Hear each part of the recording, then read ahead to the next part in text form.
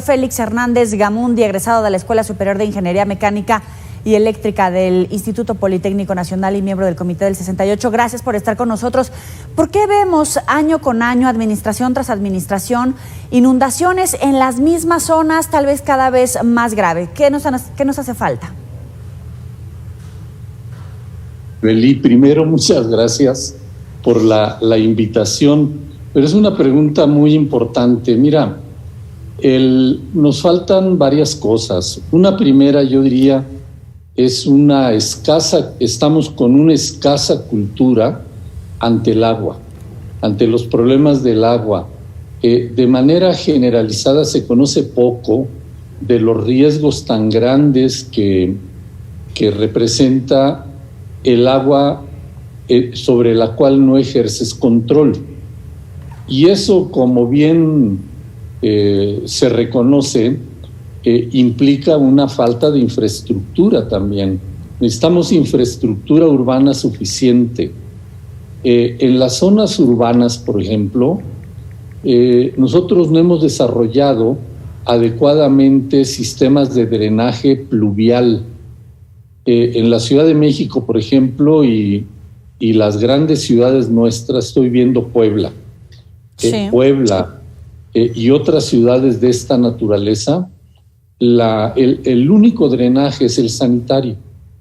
De suerte que cuando hay lluvias extraordinarias como estas, que ahora estamos viendo, pues todo el agua que escurre se va al drenaje sanitario, que está diseñado para caudales mucho menores, no para transitar la cantidad de agua que transcurre ante una lluvia extraordinaria como estas.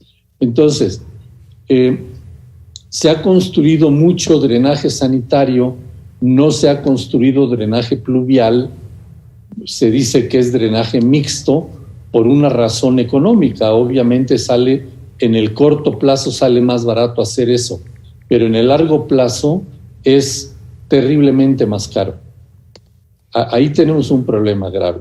Ahora, en zonas rurales traemos otras dificultades. Ha habido un proceso fuera de control también de deforestación en el campo, en los bosques, en muchos lugares, en el medio rural, y eso hace que esa barrera que habitualmente oponen los bosques, los árboles al escurrimiento, hoy no lo tenemos, de suerte que cuando en una zona alta llueve, el agua escurre con muy alta velocidad y llega muy rápido a las partes bajas.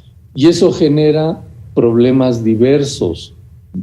Lo que vemos de inmediato son inundaciones, pero el otro tema es que al escurrir tan rápido, el agua en su escurrimiento no tiene tiempo de infiltrarse y entonces nuestros mantos acuíferos pues no se recargan. Es una multiplicidad de problemas que genera esto. Y me hace pensar en las zonas donde ha sido devastada toda la zona de manglares, por ejemplo, por el impacto, la gravedad, las consecuencias que puede tener en esa zona que con un manglar tal vez no hubiera sido tan afectada como ahora. Ese es otro tema y es muy grave porque nos quedan ya muy pocas zonas de manglares con la idea de que le estamos ganando terreno al mar o a las lagunas. No ha habido el debido cuidado sobre el manglar, y el manglar es muchas cosas. Es nuestra mayor protección frente al mar. Las mareas, los propios huracanes en los efectos locales. Sí, es falta de cultura. Estábamos revisando hace unos minutos cuál es la proyección de ciclones para esta temporada, 10 más, por lo menos en previsión que el año pasado, tal vez mucho más fuerte. Usted hablaba hace unos minutos del impacto del cambio climático. ¿Qué tiene que hacer México para hacer frente a esta situación que cada vez es más abundante en número y más fuerte en intensidad? Bueno, el cambio climático es un hecho y eso se refleja en muchas cosas. Por un lado, en una mayor cantidad de huracanes y en algunos lugares, y en otros lugares en la falta de huracanes también. Sí. en exceso de lluvia en unos sitios o en escasez de lluvia en otros. Y todo se debe a lo mismo porque son alteraciones climáticas. Yo diría que lo primero que tenemos que hacer es modificar completamente la manera en que nos relacionamos con la naturaleza. Ya sé que eso se dice siempre, se dice muchas veces, pero eso cuesta mucho tiempo, cuesta un trabajo de desarrollo cultural, de educación, y tenemos que caminar por ahí. El cambio climático es una alteración que hemos generado a lo largo de muchísimos años de una conducta inadecuada ante la naturaleza, y debemos tomar conciencia que nos va a tomar mucho tiempo sobreponernos a ello, desarrollar recursos que nos permitan sobreponernos a ello, y el recurso que va siendo cada vez más escaso para lograr ese tipo de control va a ser el tiempo. Se requiere, en primer lugar, dejar de afectar las zonas que todavía no están afectadas. Eso es lo más barato y es también lo más inmediato, y eso requiere de políticas públicas. Yo pienso que en general lo que necesitamos es de un nuevo modelo para la gestión de los recursos hidráulicos en particular y de los recursos naturales en general en nuestro país. Y eso centralmente tiene que ver con el agua, pero también tiene que ver con el manejo de los bosques y de las selvas y de los mares y de las costas y de los manglares, como bien tú has mencionado, Yoeli. Estamos en época de elecciones y parece que estas necesidades que tiene la gente no son necesariamente el punto de atención de la oferta política. Cuando uno habla con la gente dice requiero agua, pero también requiero un buen sistema de drenaje. ¿Usted considera que en los últimos años, las últimas administraciones, PRI, PAN, PRD, etcétera, Morena incluso, cuál debería de ser el foco de atención para resolver este tipo de necesidades que vemos que se agrava, que son recurrentes en las mismas zonas como lo hablábamos desde el principio? A mí me parece, y de lo que yo recuerdo, siempre en las campañas políticas de cualquier nivel, para cualquier nivel, desde una alcaldía, la elección de una alcaldía, el Congreso local, federal, la presidencia de la República, el agua siempre es un tema importante en las demandas de la gente.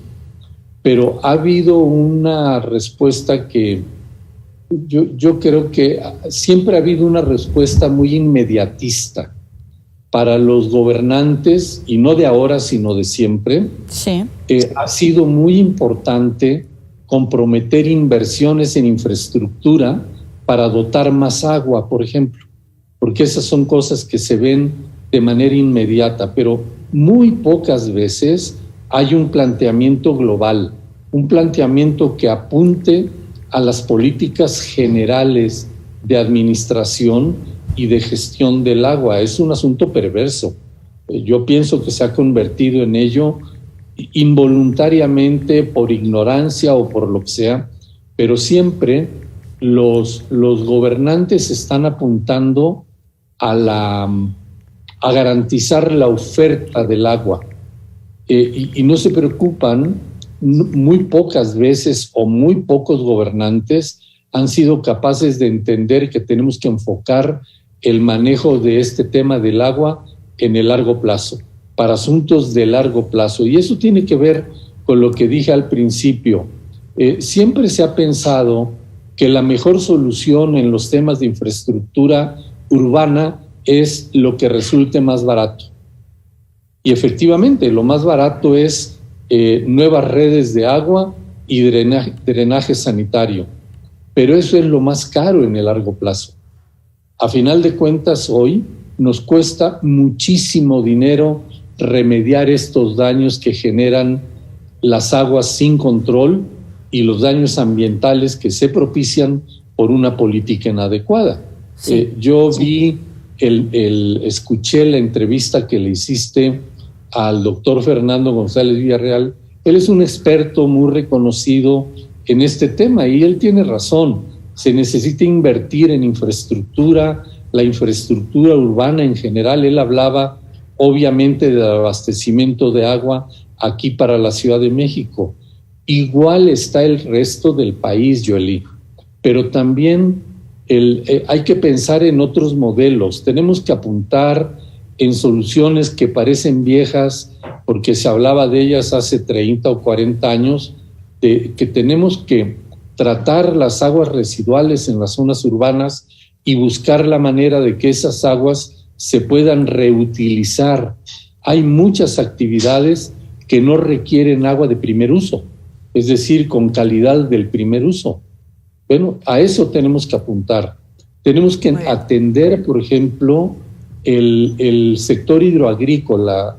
O sea, las zonas de riego del país son una fuente importante de producción de alimentos y generación de divisas.